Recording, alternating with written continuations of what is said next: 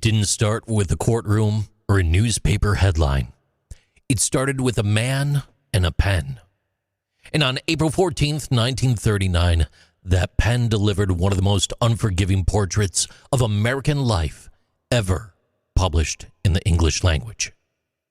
John Steinbeck's The Grapes of Wrath was released by the Viking Press in New York City. The hardcover sold for $2.75. The print was modest, just over 19,000 copies on day one, but the shock it sent through the American consciousness could not be measured in numbers alone. It landed in a country still broken. By 1939, the Great Depression had already dragged on for 10 years. Farm incomes had dropped more than 60%. Roughly 2.5 million people from the Plains states, particularly Oklahoma, Texas, Kansas, and eastern Colorado, had been displaced by the Dust Bowl.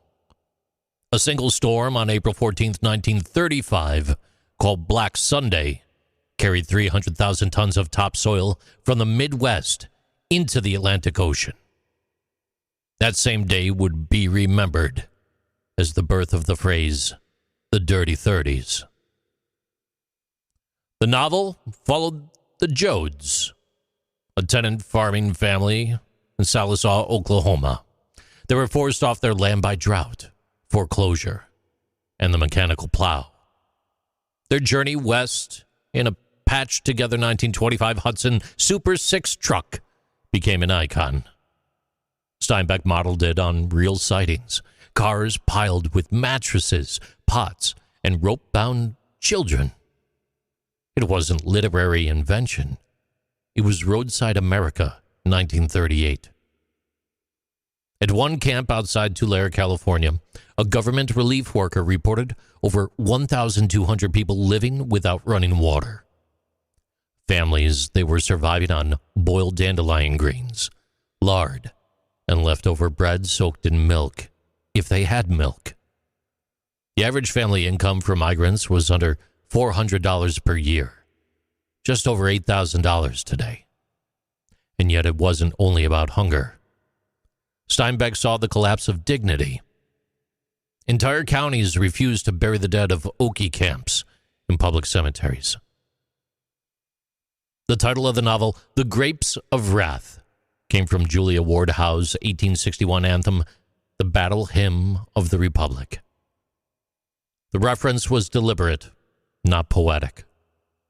Prophetic. He is trampling out the vintage where the grapes of wrath are stored. Steinbeck meant it to signal something coming. A reckoning. A moral flood.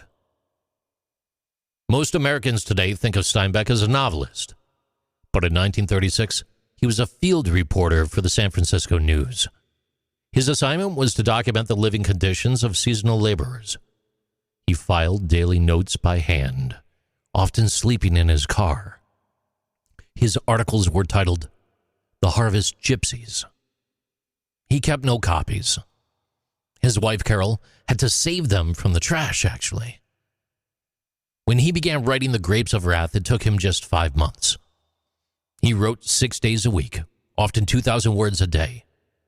He destroyed the first 2 drafts. He refused advances from magazines offering to serialize the novel because he feared that it would dull the effect. His editor, Pascal Covici, had to beg the publisher not to censor the ending. The response was immediate. Bakersfield's Chamber of Commerce banned the book from libraries. The Associated Farmers of California issued a 21-page pamphlet accusing Steinbeck of communist propaganda. In Kern County, vigilante groups publicly burned copies, sometimes while draped in the American flag. But the more they burned, the more the Americans read. Within 8 months, it sold over 430,000 copies and won the National Book Award. The Pulitzer followed in 1940. And in 1962, Steinbeck was awarded the Nobel Prize in Literature, largely for what began in that book. There's one scene nearly at the end that Steinbeck never once explained. A starving man is found in a barn, too weak to lift his head. Rose of Sharon, whose own baby had been stillborn just hours before, offers him her breast. It is the final act of the novel. Censored for decades, often skipped, but it remains one of the clearest expressions of raw, unyielding humanity in American fiction. No sermon, no summary, just one person keeping another alive. On April 14th, 1939, The Grapes of Wrath wasn't just a novel. It was a signal fire.